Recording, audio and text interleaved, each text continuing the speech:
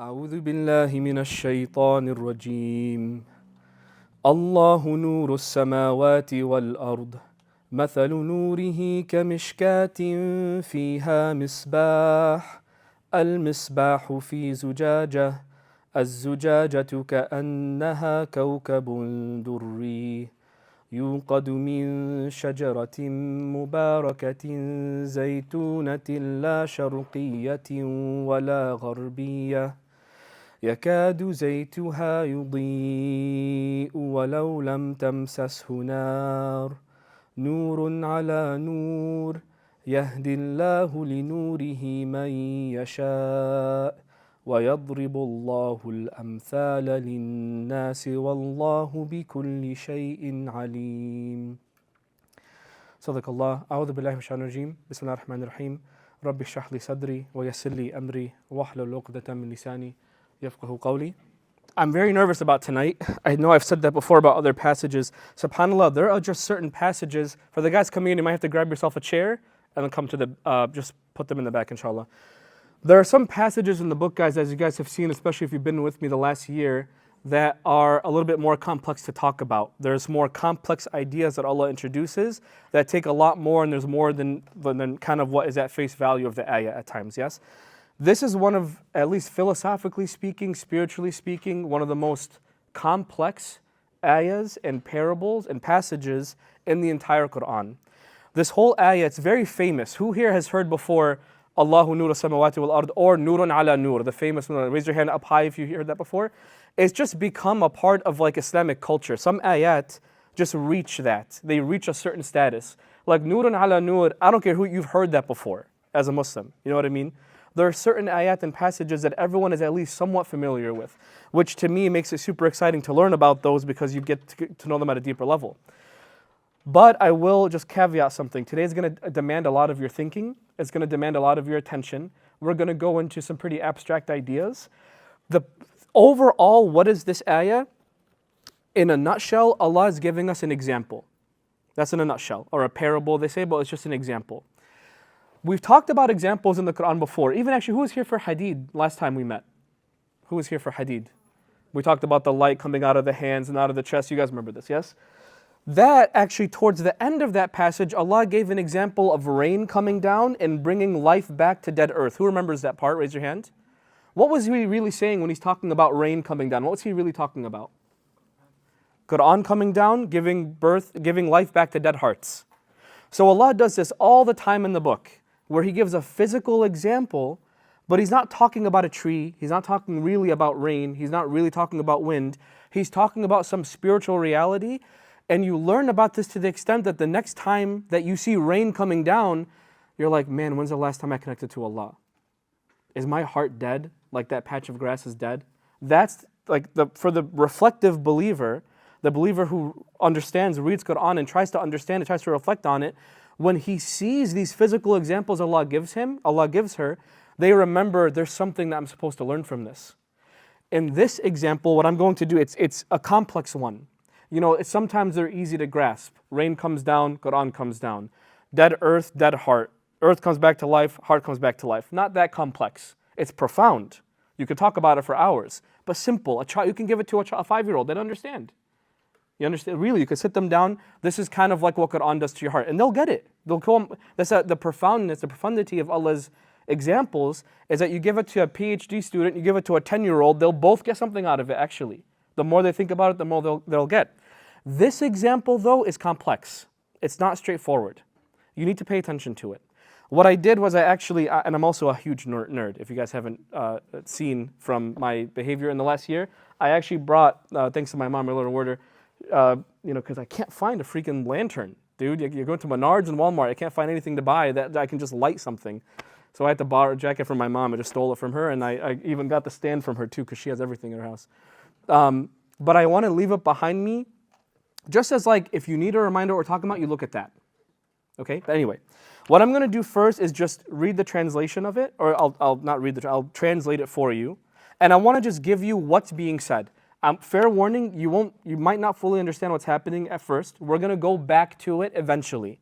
Eventually, I'll do some commentary, we'll take a break, and then we're going to go through the example a second time in a lot more detail. So just fair warning, okay? We'll start from the very beginning of the ayah. Oh, by the way, who memorized? Who's super cool and awesome and my best friend now? Who memorized Allahu Nur Samawati wal Ard? 1, 2, 3, 4? Not bad, wallah. Look at you guys. Alhamdulillah, may Allah reward you guys. Okay. From the beginning, A'udhu Billahi Minash Rajim again, Allahu Nur Samawati wal Ard. SubhanAllah, the famous ayah. Allah is the nur of the heavens and the earth. Okay? Mathalu nurihi, the example of his light, meaning if you want to understand sort of what his light is or what it does for people, mathalu nurihi kamishkatin, it's like a niche. A niche, thank God for this, is right behind me, which I love because it's so hard to explain. This, not this. You see this indent in the wall? Yes? That's called the niche. Or you've seen someone say like, oh, that's my niche or my niche or whatever, right? This indent nowadays is decorative. We even pimped it out with all these with the calligraphy. But back in the day, they had an actual purpose, a niche in a house. And by the way, the imagery so far, are we inside or outside just by default of it being a niche? Inside. You don't put a niche outside. That doesn't make any sense. That's something you put inside a home, inside a masjid, a school, a building, whatever. You understand? Okay. A niche back in the day was not just for you to decorate. Back in the day, you actually put a lamp inside or a lantern. When I say lamp, lantern, just imagine like a candle and a lamp, yes, or like an oil lantern from back in the day. And when you put it in this little indent in the wall, the curvature of the niche actually makes it so that the light spreads further in the room. That's what it's supposed to do. Does that make sense so far? So far you're imagining the niche and the purpose is to spread what? Light. That's the point of it. Okay. مَثَلُ نُورِهِ again كَمِشْكَاتٍ, it's like a niche, an indent in the wall. فِيهَا مِصْبَاحٌ, in the niche is a lamp, is a lantern like you see behind me. الْمِصْبَاحُ فِي زُجَاجَةٍ, surrounding the lamp is glass. Zujaj is glass. Like we say what, igzaz today? How do we say it? We say it wrong, but how do we say it? Something like that, right? Zujaj. Anyway, it's zujaja. الْمِصْبَاحُ فِي زُجَاجَةٍ الزُّجَاجَةُ كَأَنَّهَا كَوْكَبٌ دُرِّي, the glass itself is shining so much, it twinkles, like in your mind, like those cartoons where it goes, ching, sparkle, sparkle, like that. It's shining as if it's a kawkabun durri, a brilliant shining star.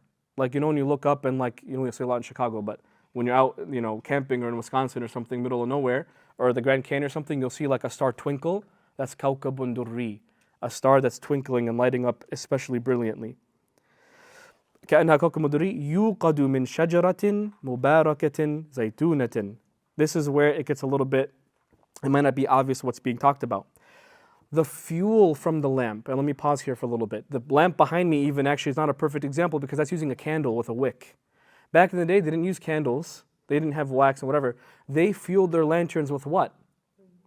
Oil. Like even if you play like those old RPGs, you need oil to keep the lantern. Like even video games, they have fuel for lanterns even, right? They still do that. Because that's how back in the day it worked. The lanterns need oil to burn. So now the camera is panning out of the house and it's saying, let me show you where this oil came from that's lighting this light. And it's going to a tree outside.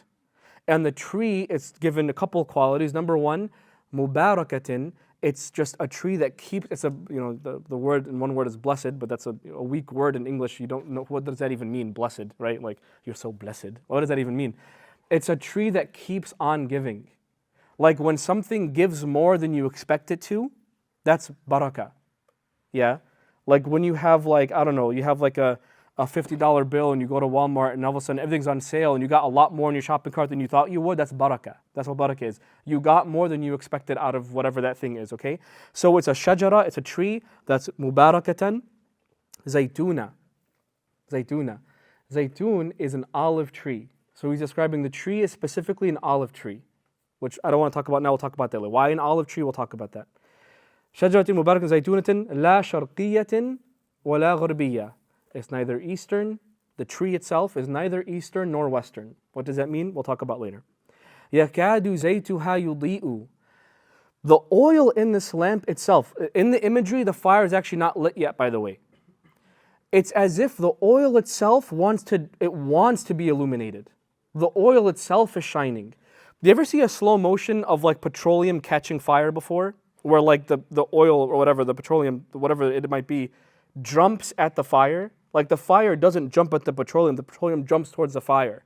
It's like chemically so excited to be inflamed, poetically speaking, that it jumps up to the flame. Allah is describing this oil is so desperate to be lit that it's already yudhi'u, it's already shining. وَلَوْ لَمْ تَمْسَسْهُ نَارٌ, even though fire didn't even touch it. نُورٌ عَلَى نُور, the famous phrase, light upon light. يَهْدِ اللَّهُ لِنُورِهِ مَن يَشَاءُ, Allah guides all the way to His light whoever He wants. وَيَضْرِبُ اللَّهُ الْأَمْثَالَ لِلنَّاسِ, and He gives these examples for the people. وَاللَّهُ بِكُلِّ شَيْءٍ عَلِيمٌ, and Allah is knowledgeable over all things. Now we have a lot going on there. The reason why I put it behind me is so that if you forget, you look at it. But essentially, you have a niche in the wall, indent in the wall. You have a lamp surrounded by glass.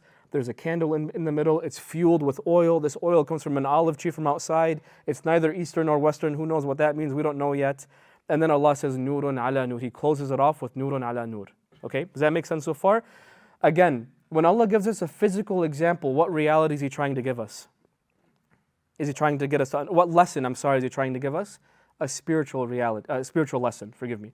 So He gives us a physical picture for a spiritual lesson. So there's something else obviously being said. Yes? When we look at what's behind me, or even at a light bulb, look at the light bulbs. There's a niche, it's in a niche.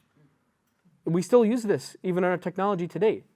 We try to get the light to refract off of like metal or something, or off of a white wall, or like a basic colored wall, and it goes out even further than it's supposed to. We even use it nowadays. But when you look at a light bulb, when you look at a lantern, Allah is trying to get you to think about something completely different. And I want you to remember the point of all this. The point is what He started with. Allahu nuru samawati wal ard. What does that mean again? Allah is the light of the heavens, of the skies, and the earth. You could think of this as, by the way, Allah is the source of all light of the skies and the earth. There is no light in the skies or in the earth without Allah. Let's talk about the physical reality of light first, and then we're going to go back to the example. That's what I want to do. I want to talk about light in general. So we'll put this candle stuff to the side for a little bit. We'll talk about light, because now Allah is calling upon a physical reality. So now we have to stop and talk about light a little bit. Then we'll take a break, maybe come back to the example, inshallah. Okay, sound good? So let's talk about light. What is the main source of light for, in our reality, the skies and the earth, as physically speaking? The sun. The sun is the source of light that Allah, it's like His lamp that He put up there that gives light to everything. That's the light that He gave us, okay? When you think about it, when the sun is on, like actually, think about when you use a lamp yourself, a flashlight or your phone, or like, when you turn on your phone to kind of use it like a flashlight to find something like keys that you dropped or something like that. When do you actually need to turn on a light bulb or turn on your phone or use a flashlight? When there's an absence of light. When light isn't there, when the sun is gone and the moon is out and it's a cloudy day and it's dark, that's when you need to rely on your own sources of light. If we turned on every single light bulb, flashlight, phone screen, whatever we have as a man-made source of light in the world, and turned it on at the same time, could it still even compare to the sun? No, it couldn't. The sun is the ultimate flashlight. Allah's light is on a totally different level. The point here is, there is no invention of light that we have that can possibly even compete with the one invention of light of Allah. In fact, I'll go back to this. The word misbah, in this ayah, the word for lantern, misbah, is called an ism ala. Anytime you see a mi in the beginning of a word, like a misbah or miftah, that is a tool for doing something. So for example, fataha is to open. To open is fataha, okay? A miftah is a what? A key, a tool used for opening. That's miftah. What's subh? Like if I say sabah al-khair, what's sabah? What's subh? The morning. A misbah is a tool used to make it feel like morning again. You understand? So even the Arabs, when they were naming things, they're like, the only reason we have this is because we don't have the sun. So it's called a misbah. It's a tool I used because I missed the sun, basically. A misbah, you understand? So we have our own inventions because when the light of Allah is gone and we're alone, we are desperate to try to mimic it. But even then, it could never actually reach the level of the light of Allah. For example, can any of our light give life? No. The sun is not just the source of you being able to see. The sun is the source of you being alive. The sun, which through photosynthesis feeds the plants, and you're able to eat the plants. You're alive because the sun gives light to everything around it. There is no light that we can create that can do that for us. Even then, you have like hydroponic basins with like trying to whatever grow stuff in a lab, but that you can't do that for the entire world. There's no way you could possibly do that for everything. But this sun, without you even thinking, it gives life to everything, light to everything. It keeps everything going. You understand? There's nothing we could do to compete to his light, and it gives life to everything around it. Now, here's the interesting thing about light. Let's say that the sun was out, but you're blind, and neither of your eyes work. Can you see? No. Let's say that you can see, but the sun is not out and you're in the middle of darkness. Can you see? Even though you have the ability to see, you can't see at that moment, right? You know the Arabs back in the day, like an old word, I don't know if Arab nowadays use this anymore. An old Arabic word for the word eye, like we have ayn and whatever, or like even basira, whatever. But nur was another word. What's nur? Obviously, light. They used to call the eye itself nur, light. And the idea was you need two nurs to be able to have vision. An external, nur, like right now I have this light bulb, I have that little pathetic candle behind me, yeah. I have like the dome lights over here, the lights in the back, I have the light of the moon. And when I have that light hitting this light, that produces a chemical reaction of vision. You can even call it a chemical reaction. It creates a reaction of vision. If any of these two nurs, I'm going to use the word nur now, what does nur mean again? Light, I'm not going to go back to light. If I am missing either of these two nurs, can I see? No. I need both. You understand that so far, yes? It's just physical reality. You need the nur of the eye and the external. So an external nur, a nur that is independent of you, and a nur that is dependent of you, a nur that is from you. You need both those nurs to be able to see. You follow me so far? Now again, we're believers. We do not have one eye closed. Meaning, we don't see the world just through its physical nature. Someone mind actually closing that door? I think there was a smell earlier from smoke, but I think we're good enough. Thank you so much. Was I saying something about nur something, was it? Yes. We, as believers, do not just focus on physical reality, much like a majority of the world does. We focus on two things at all times. Both, as you know, we can say, if compared it to Dajjal, for example, who has one eye open one eye closed at all times, because he can only see physical reality. A believer has both eyes open, meaning he or she sees the physical and spiritual reality of all things. So let's talk about spiritual light. And you'll see when Allah pairs two things, like a spiritual light and a physical light, for example, they follow almost exactly the same rules. The tools are different, but the rules are exactly the same. Let me give you an example. Is there a light inside of you? You have a nur here in your head. Is there a spiritual nur that you have? Yes, that is your ruh, your soul. Your ruh gives you the ability to see spiritual light. And just like the sun, when it's open, it's so brilliant in nature that you don't need, your lights become irrelevant. The Arab used to say, أغنى الصباح عن المصباح. The light bulb became irrelevant because the sun's out. When the sun comes out, all of your lights become irrelevant. You don't need them anymore. Just like when you have your own light and you know right from wrong, just by default. We talked about this before as human beings. Allah put it in every human being, Muslim, kafir, whatever. They know right from wrong to some extent. But their version of right and wrong becomes completely irrelevant when Quran is revealed. That light, Allah, by the way, calls Quran and وَالنُّورِ الَّذِي أَنزَلْنَا, the nur that we sent down. Literally the spiritual light. It's like it's being compared to the sun right now. The sun that gives life to plants so that the animals can eat, so you can hunt the animals, so that you even get serotonin in your skin so you don't get depressed in the winter times, you don't get depressed in the summer times, and that you literally even react like a plant to the sun, where your body comes to life. Just like that sun does that to the world, the Quran also does that to the spiritual world, the spiritual reality of things. As if everything was black, everything was dark. Literally, by the way, the scholars, they call, I think even the Prophet called it this as well, if I'm not mistaken, well, I have to check on this. The timing in between Jesus alayhi salam, his ascension to Allah, and the Prophet sallallahu alaihi wasallam, that 600 something years, if I'm not mistaken, yes, is called the time of darkness. And it's called the time of darkness because there was no revelation. Allahu nur as-samawati wal ard. How could there be light if He doesn't send down His light?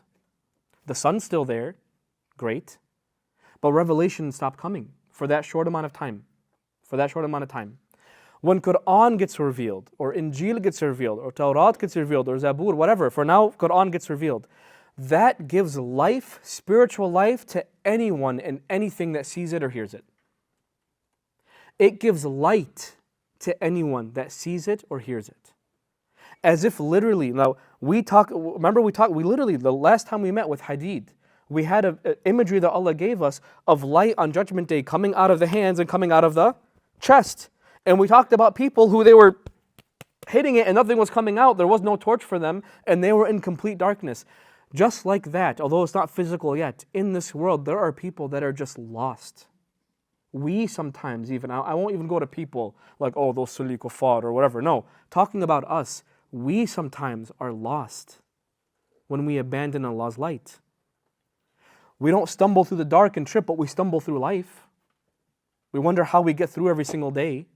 We go through our monotonous journeys of going to corporate office and commuting and going to work and hating our jobs and commuting back and going to sleep just to do it again and again and again and again for 20, 50, 60, 70 years. And we're like, what am I doing?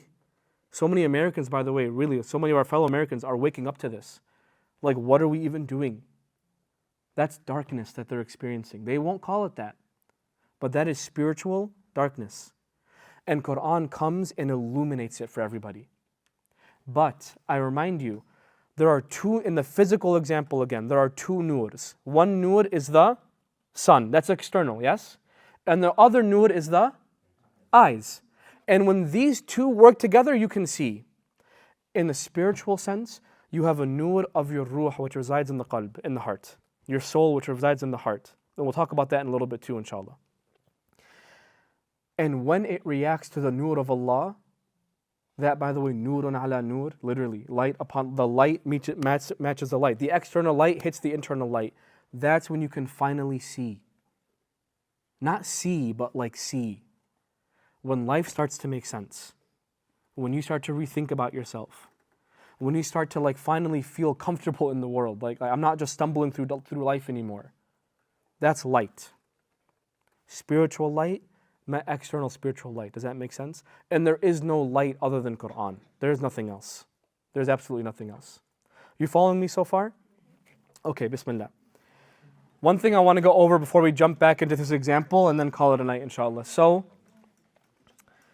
I want to talk about the reality of the ruh really quick. Yes, the ruh, and well, especially, well, let me not get into that. Maybe next week, inshallah. The ruh is something that is, you could even call ancient.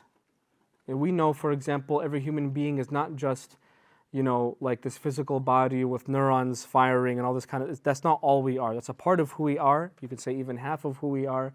But the other half, the pair of who we are is the ruh. The ruh is something that we don't know a lot about. Allah, for example, in the Surah says, وَيَسْأَلُونَكَ عَنِ الرُّوحِ, they ask you about the ruh. Say that the ruh is a command of my master and you are not given much knowledge about it at all. The soul is something that we don't know a lot about. What's really fascinating about this, for example, so I'm a psych major. I studied psychology 1,000 years ago. And one thing that was really interesting that I learned in personality psychology is that even now, subhanAllah, there is no agreed upon definition of what a personality is. No one knows. There's theories, but no one knows, no one can agree on what exactly it is. It's like this enigmatic alien thing still, even to us nowadays. We don't understand where it comes from. We don't understand that when you have two twin boys that look exactly the same, that fingerprints are exactly the same, their chemical makeup is exactly the same, you put them in the same conditions, so nature and nurture are taken care of, and then one is a super dork and the other one's extremely athletic. You have no idea. I would attribute this to the ruh. And I believe that's probably closer to the truth. The ruh plays a huge role in who we are. What is this ruh? What like that little knowledge that we know about it, I want to share just a little bit of it with you. One piece of knowledge about the ruh that not many Muslims know. The ruh was created when Adam alayhi salam was created. So when I say our ruh is ancient, like our idea of ancient, like ancient mythology, whatever, it's like before humanity as we know it, our ruh was there. And before humanity as we know it, the ruh was in the presence of Allah Himself. That entire time. Up until your ruh got plucked, and on day 40 you were placed in your mother's womb when you were being created in the womb of your mother. In between those two times, we have no idea, the thousands, tens of thousands, I'm not talking about the earth, I'm talking about this history, not just the earth itself. We don't know how old humanity is, we don't really know for sure. It's obviously extremely old. The Bible, for example, limits humanity to, 3,000 years? 4,000 years? We don't believe this. We're not limited to that, obviously, alhamdulillah. So I just want to make that clear.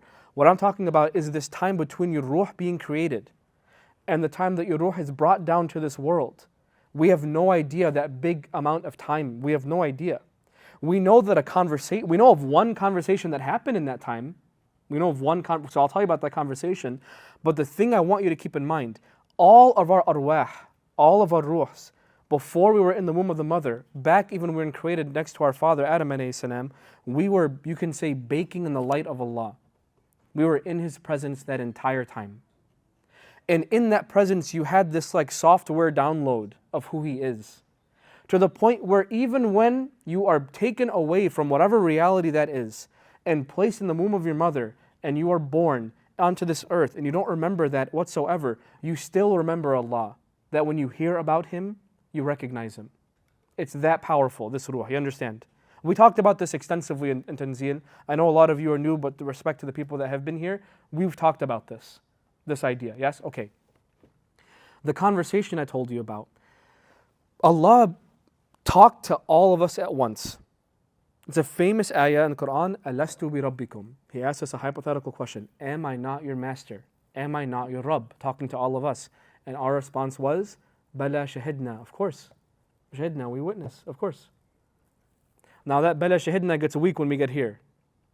But that Bala shahidna was there when we were just our ruh, you understand? Okay. And then we're born. By the way, when we're born, we cry. And scholars say, we cry because that light of Allah that we're missing, we don't have anymore. So then what do we do to the ear of an infant? We say, Allahu Akbar, Allahu Akbar. And we recite the adhan in their ear, as if to remind them that you're not there anymore in His presence, but there's still a way to connect to Him. SubhanAllah. By the way, it's an interesting thing about that. So you recite the adhan in the infant's ear. When that same baby grows up, becomes a grown man, grown woman, and dies, and they're in a coffin in front of you, you pray janazah. In janazah, there is no adhan. There's just an iqamah. Just like what you just heard if you were here for Isha, you heard the full adhan, and then there was a little bit of a break, and then iqamah was called. It's like obviously the shorter adhan, you can say, and then you pray. Just like that is your life. You leave the immediate presence of Allah, you're called to Him, and adhan is called when you're born, and then there's some time, a few minutes, and then you die, and iqamah is called, and you're prayed upon.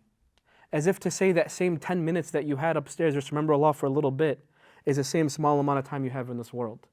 But the idea is the ruh is this, powerful entity. This is the thing that reminds any human being that they know of Allah, that they recognize Him, that they have some software of right and wrong. You understand, okay? That is the light inside us that I was talking about earlier. Okay, I just want to talk about that before getting to the example. That was a lot. Any questions so far? Because I know this is a big one. Okay, we're going to go back to the example. You guys ready? Okay, we'll start from the beginning. Allahu nuru samawati wal ard. Did we press play?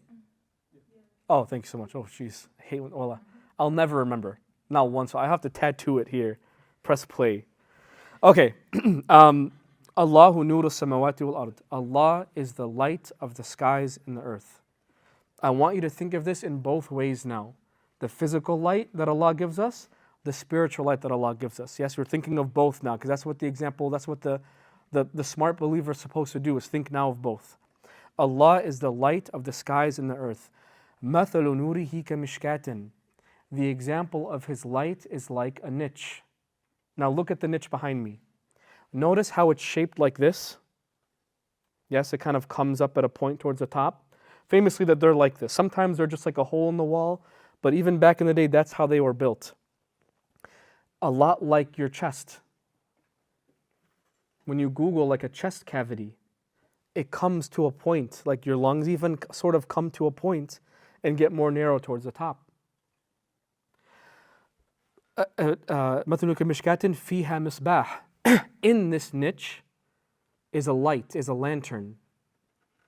Just like in your chest cavity, there's your heart. You following so far? So now this idea of light being spread through this chest in the wall, and the source of the light coming from the lantern, now the source of the light is what? What light did Allah make that He's the light of the skies and the earth? The light within you, the light of the qalb. مَثْلُ نُورِهِ كَمِشْكَاةٍ فِيهَا مِصْبَاحٌ. I'll remind you, by the way, now this is going to give you a whole new meaning. A misbah, ism ala, it is a tool used to replicate the morning, yes? So this thing is supposed to act like the sun. It's pathetic, but it's supposed to mimic the sun in a sense, to give you light. What's your heart supposed to do? You are no longer in the light of Allah directly anymore, His direct presence. But you're supposed to be a vanguard of the light of Allah. You are the light that Allah prepared outside of His absence. A light that other people are supposed to see. By the way, a niche, is it inside or outside? It's inside a house. I want you to imagine that you're walking down your street and every light is off, like it's a hurricane or whatever, every light is off. The power's down, all the lights are off, there's a cloudy night so you can't see the moon, you can't see the stars, and you're walking down the street and then one house flicks on the lights. Can't you see that light come outside? Obviously you could. It'll run through the windows. Even if they have blinds, it can't help it but cut through the blinds. And you'll be like, what's going on in there? Just like if you're like driving down the street and you see like maybe someone's having a wedding and like a banquet and they're like, oh my God, that's a lot of light coming out. It's like flashing light. What's going on in there? That same way, when the person exemplifies the light of Allah, people will look at you. That same person that's in constant darkness will look at you and be like, why is she so different? Why is he so different? I feel like I can see when I'm around them. I'm not saying this to show off, wallahi, by any means. When I was in high school, like we had MSA and I was like really active, like with whatever, the MSA and stuff like that. And I was really trying to like show as an example for people, non-Muslims even, right? Okay. There was one point, there was this like classmate of mine, they texted me on Facebook, they're like, can I ask you, why are you so different? Wallah, really. And I really wasn't doing anything special, wallahi, at all. I really mean that sincerely. Like, it was a weird message to get. I was like, what the heck are you talking about? But I forget I have the light on. Does everyone have the light on? No. The light is strange to those in darkness. It's attractive. It's different. What's going on over there? You understand? You guys especially, you don't know it, this thing that you wear. People are more attracted to it than you think. You see a lot of garbage come at you because of it as well, don't get me wrong. But people react to it more than you think in a positive way. They won't always vocalize it. Just like if you're working customer service, when you pick up the phone, they're not going to be like, I just want to say your company's amazing. No, what are they doing? They're calling to what? Complain. When someone loves something, they're quiet. That's even in marriage, it's like not alhamdulillah. Even in marriage or like in a relationship, it's like that. When things are great, you don't say anything. When things are bad, you're always this, you know what I mean? That's how marriage is if you're not cognizant of it. Yeah? When you're always in goodness, you don't think about it. Just like for you guys, you'll see a lot of negative feedback. You have no idea the nur you're giving to people. To you guys, when you're at your corporate job or you're at college, you're wherever you are, whatever you do in your life, and you're like, hey, listen, like I don't mean to be rude, I just need 5 minutes to pray and I'll be right back. You have no idea yeah, go ahead, and then they'll look. What does he mean, pray? What? Alhamdulillah. We have no idea that like what seems so normal to us, we always have the lights on, we can see clearly, we know the realities, we know what Allah tells us. Other people, when they see it exemplified in us, they're more amazed than we think. You understand? That's what we're trying to embody. Okay. Al-misbahu fi zujaja. This lantern, this light, is surrounded by glass, hence the glass even behind me. Now, what's the point of the glass even? The glass, if you notice, I'll just do it. I don't know if you can see it, but I'll do it. If you look at the glass even from here, if I take it out, there's two functions to this glass. Number one, you'll actually see it. What's number one? It makes it brighter. It reflects that light. You can even see the reflection around here, yes? That's one thing. What's another thing the glass does for the light though? Yeah, if I go, it doesn't affect it. If that glass was not there, what would happen to that light? It goes away. But here there's a problem. Because what can happen to that glass? Number one, it can break. You can lose it. That's number one. But number two, even more regularly, it gets dirty. If that glass was filthy, can light come through? The same way that you, the light that Allah gave you in your heart, and by the way, I don't want to say you as a believer, I mean you as a human being. Because this ayah is about humanity, not about Muslims. You understand? There's a difference between the two. Because is there a human being without a ruh? Does that exist? That doesn't exist. As far as we know, it doesn't exist. Everyone has this light. This is not just talking about believers. You understand? When Allah says, I prepared light, Allahu nuru samawati wal ard. He's saying, I put a lamp in every human being. That's the light that I made. What can you make? That's what he's saying. You understand the difference? But when that light is dirty, when it's filthy, and we'll stick physical for now. Right now, that, I don't know, like you cover it in grime and in dirt and dust and whatever, the light is going to struggle to come through. You might not even notice it's on actually. Right? In a spiritual sense, when we surround ourselves in filth, when we waste our time with nothing else but video games and music and TV and cartoons and movies and talking smack about people's back and with our friends and at hookah sessions and at whatever. And a lot of what I said, some of what I said is haram, a lot of what I said isn't. But when it's all you do, your glass is getting filthy. You won't even be, by the way, like that goes both ways. Let's listen to this. I told you that to appreciate light, there has to be a light inside and a light outside. When the glass is filthy, the light inside can't come out, and also light outside can't come in. You're blind. We become spiritually blind when the glass is dirty, which is why Allah put this program on us. He made it wajib, made it obligatory on every human being. You need to clean your glass 5 times a day. You're going to put everything else aside. You're going to stop wasting your time for a little bit, for 5 minutes. 5 times, you're going to wake up a little bit early. You're going to stay up a little bit later for 5 minutes each. And 5 times a day, you will clean your glass. Salah is supposed to be the thing that makes sure the light can come out and that light can come in. You understand that, right? Even this right now, people, we've talked about this before, but in a gathering, and may Allah make us of this gathering, say Ameen, but in a gathering where Allah is being mentioned, angels surround these people and they continually make dua for Allah to cleanse us. That doesn't mean it happens right away. Cleaning is a tough job sometimes. Sometimes we have a lot of filth on us, right? But nonetheless, it cleans. And you will see your own light come out a little bit more, and you'll have Quran said to you or recited to you that maybe yesterday you couldn't appreciate. Maybe yesterday if you heard Allahu nur samawati wal ard, you're like, yeah, okay, he's lying, whatever, I don't care. But today, because you did a good deed or because you prayed, you're like, oh my God, it brings you to tears. Because light was able to come in. Your glass is a little bit cleaner. You understand the parable there? So, al-misbahu fi zujaja. The lamp is surrounded, fi can be surrounded by the way, fi zujaja. It's surrounded by a light. Az-zujajatu ka'annaha kawkabun durri.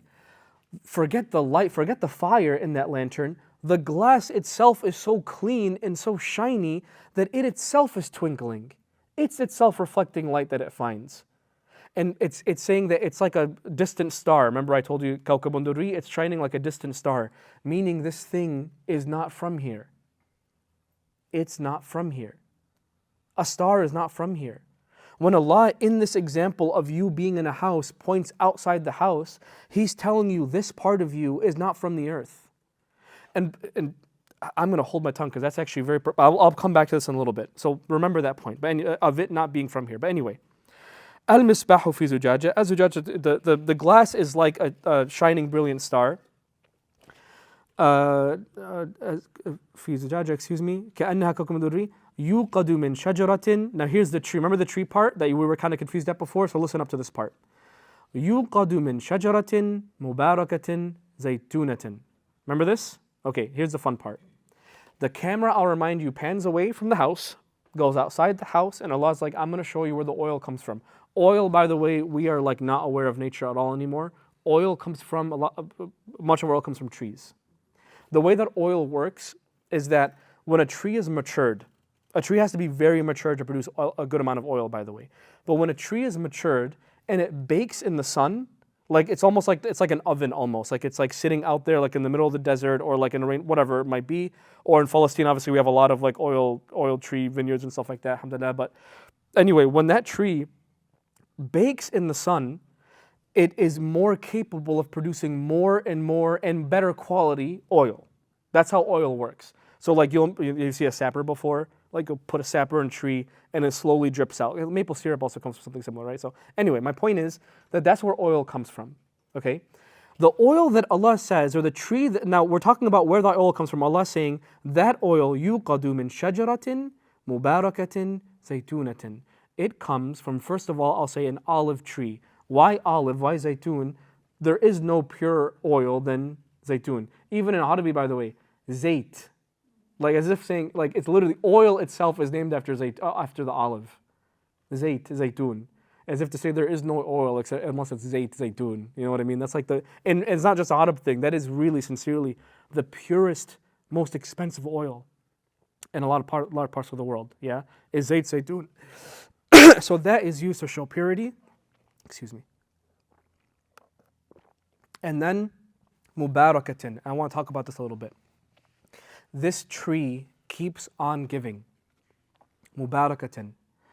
Baraka, I told you, is when something produces more than you expect it to produce. Now, what does this have to do with the human being? I told you, like that star example with the glass, that it's not from here. Even the tree itself is not from the house, it's from somewhere else, in the example too, right? This thing, this ruh of ours, is what energizes human beings to keep giving and keep giving and keep giving. A lot of you in college, you'll know, for example, if you take psychology classes, anatomy classes, biology classes, everything kind of goes back to evolution and a lot of different things, right? And I'm not here talking about evolution.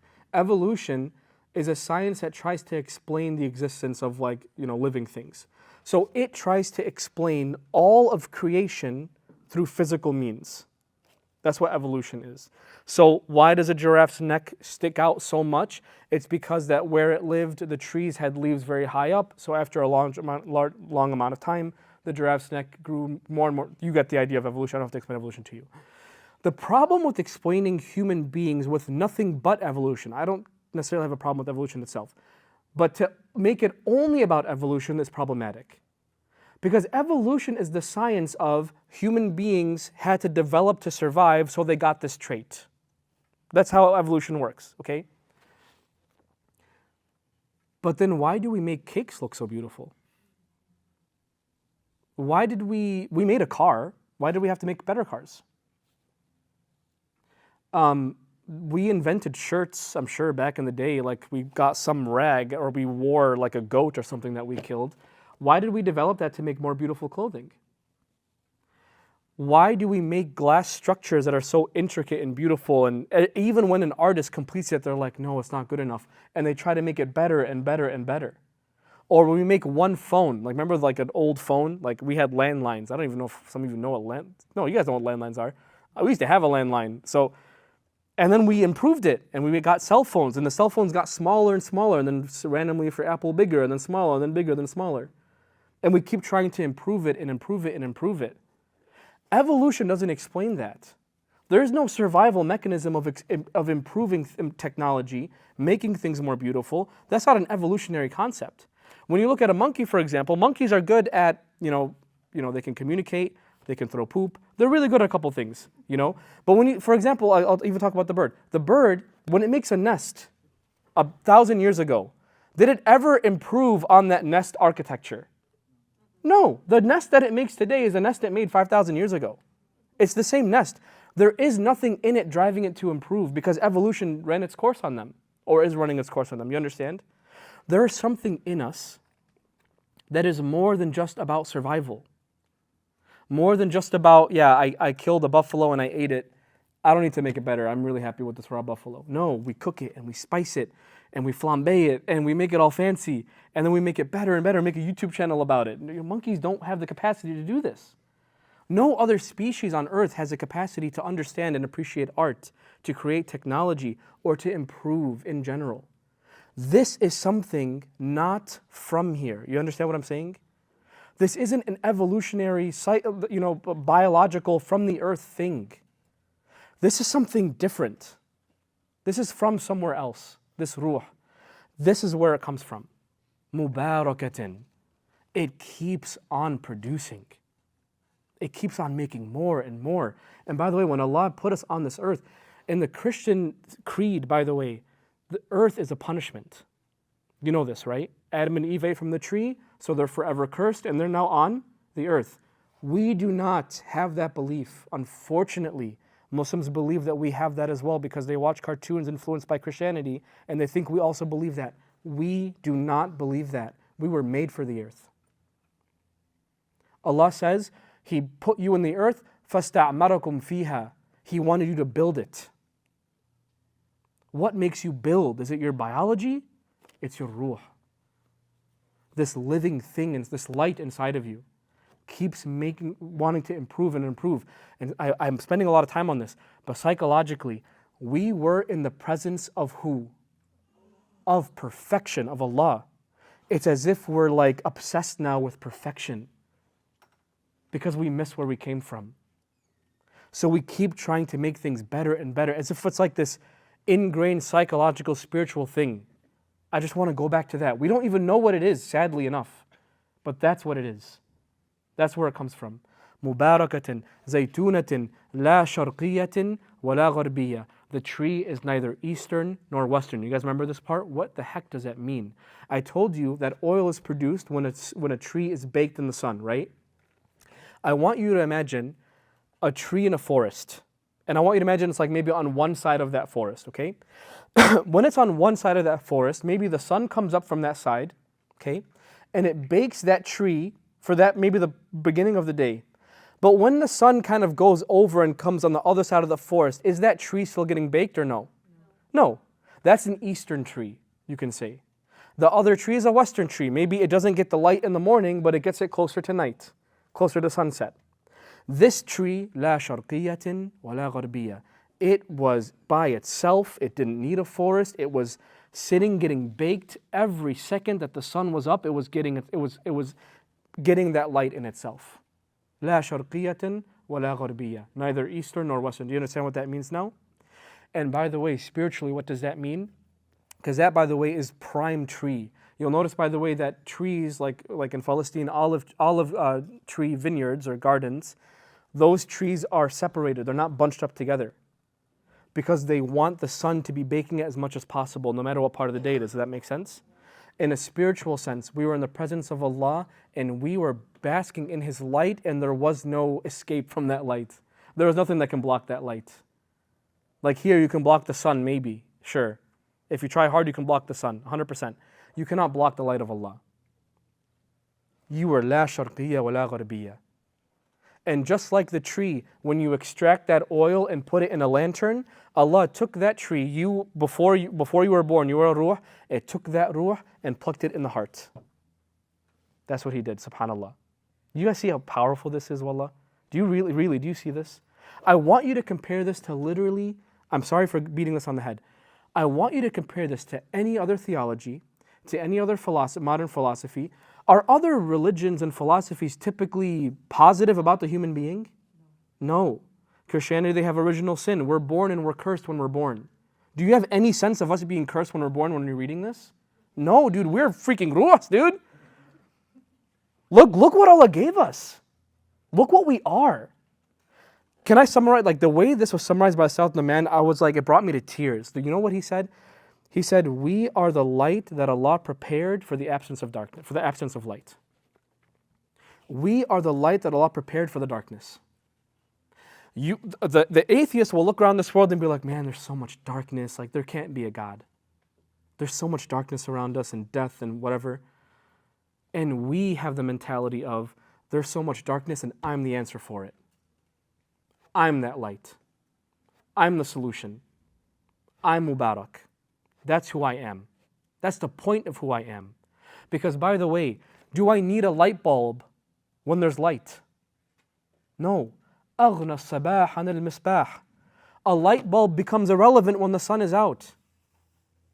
You are not in the, like there is no presence of Allah. Allah is not always physically present by us anymore. That's not with us anymore.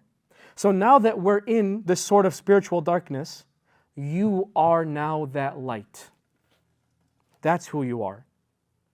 And you catch that flame when Allah's light hits yours. When Allah's external light of Quran hits the light that He installed in you from before you were even a mentioned thing. That's who you are. That's the light that Allah makes. Allahu nur as-samawati wal ard. You following so far? لا شرقية ولا غربية يكاد زيتها يضيء. Remember this part? It was as if the oil wanted to be, like to give the example of like oil that wants to chase the flame. It's as if the oil wants to chase the flame. Fire hasn't even touched this thing and it's already glowing how much light you have in your ruh. You know what that also means, by the way? وَلَمْ تَمْسَسْهُ نَارٌ. That fire has not touched it. You are not a creation meant for fire. Fire is not meant to touch you. For example, some Muslims, a lot of Christians too, a lot of Jews too, but some Muslims also, unfortunately, have this belief, this false belief that we're meant for punishment almost. That Allah is so angry all the time, that I'm so weak and I'm so whatever, I'm so useless and I'm so sinful, whatever, I'm so filthy, that I'm done, I'm cooked. There's no point for me to even do anything. There's no point, literally cooked. There's no point for me to do anything. There's absolutely no point for me to do anything. Allah is saying here, you are not meant. Like Allah even says in Quran, what's Allah, literally this is an ayah that Muslims don't know about. What is Allah going to do with punishing you? مَا يَفْعَلُ اللَّهُ بِعَذَابِكُمْ. What's Allah going to do with punishing you? What do you think He wants to punish you? You're meant for something more than just to burn like firewood. You're meant to be a light for humanity. That's who you are. Allahu nur as-samawati. That's what you're meant to be. يَكَادُ زَيْتُهَا يُضِيءُ وَلَوْ لَمْ تَمْسَسْهُ نَارٌ نُورٌ عَلَى نُورٍ. Now this phrase I hope really comes to fruition for you. Nurun ala nur, light upon light. Light hits light. The light that Allah programmed in you hits the light of the Quran, of His revelation, and you're supposed to be a changed person now. You're supposed to be someone that people look at you and don't understand you, and they walk up to the light and they're like, where is this from? What are you? What are you doing? What's that thing you're wearing? Why are you doing yoga in the corner? People come up to you and they're so perplexed by the light because all they know is what? Darkness. And you become that light. Allah made you His light bulb, that other people flock to you. Nurun ala nur. And by the way, that reaction continues, because when you're that light of Allah, then someone else who has that light in them but no light outside, they stumble upon you and they bump into you, and now they have light, and then they go back to their homes, and then their family has light, and then they go to their work and their school. You understand the reaction here? This is how it's meant to be. We're supposed to come here, light our torches, and go out and light humanity up. Not just, by the way, with da'wah of Islam, of course that's part of it, but I mean we're supposed to be people who are decent at our jobs. Good doctors, good therapists, that we extend humanity's abilities, that we help the people around us. That's what it means to spread light. There's a worldly version of that and a spiritual version, and both are meant for us.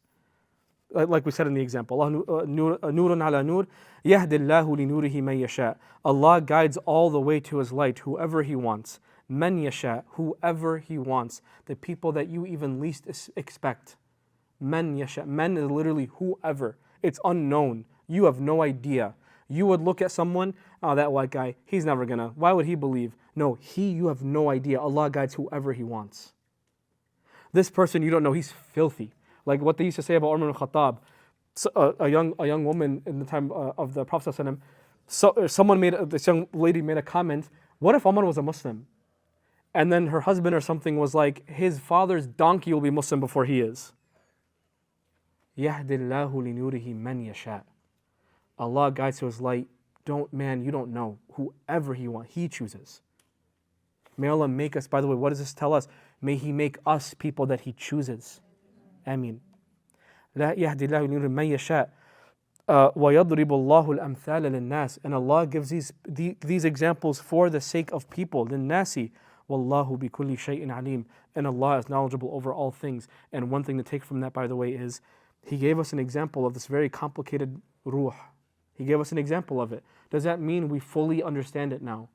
Allah is saying when He says Allahu bikulli shay, wallahu bikulli shay'in alim, there are things that you can take from this example. You can think about it and get even more probably. You can read about it from scholars, but you don't know what I know. And there are some things that you'll never know. Right? You have only been given little knowledge about the ruh. Allah says in Isra even. Subhanallah. I hope you see why I love this passage so much. I hope, wallahi, that it benefits you. This should change the way you think about, first and foremost, yourself. This should make you be like, what is my light meant for? What does Allah want me to do? Because you know what Allah says, by the way, in Quran? قُلْ كُلٌّ يَعْمَلْ عَلَى شَاكِلَتِهِ. Say to them that every individual should work upon his shakila. Shakila is whatever it is that you have that's extra. Meaning we all have, what we have all in common is we all have that lantern, we have the glass protecting it, we're in the niche in the chest, all that's great, awesome, pat ourselves on the back, we all have that in common. But what do we have that's different? Some people are more tough than others. Some people are more intelligent than others. Some people are more loving than others, more caring than others. Some people are more patient than others. Some people have a capacity to learn medicine where other people can't. And maybe the people who can't learn medicine can learn coding. And maybe if you can't learn coding, maybe you're really good at the arts. Maybe you have a good understanding of music. Maybe you have a really good understanding of literature. كُلٌّ يَعْمَلْ عَلَى شَاكِلَتِهِ. Whatever Allah gave you, that's what He meant for you in terms of being a light. That's how you're supposed to be a light. You and I are supposed to be desperate to know deeply what that is. But it shouldn't be that much of a mystery also, I'll add. Maybe next time we'll talk about that, inshallah.